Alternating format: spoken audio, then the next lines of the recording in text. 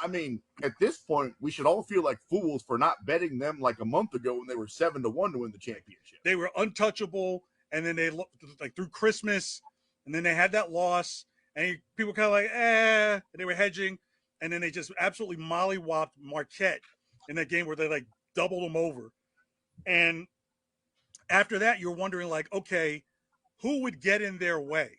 And that's why I thought like, hey, UConn is going to be a very intriguing answer, at least getting to the not the figure four, the final four.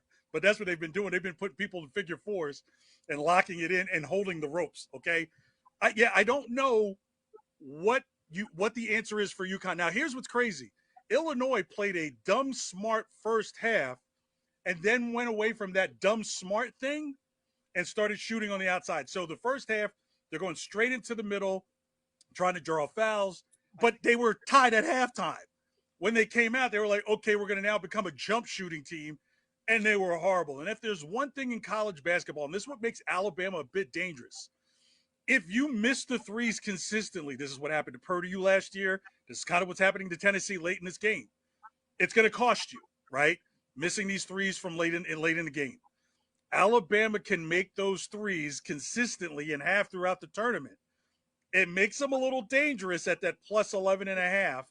I like to see where that line comes down just because they could play that dumb game that Illinois played, keep it close, but have the ability to hit the outside shot when they need to.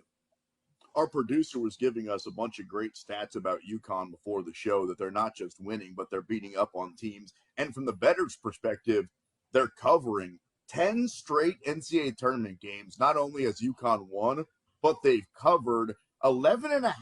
And I mean, UConn just looks like they're so much better than everybody else. Do you think a lot of the public is going to lay that 11.5 points with UConn? Or do you think they're going to go, man, that's a big number in the Final Four game?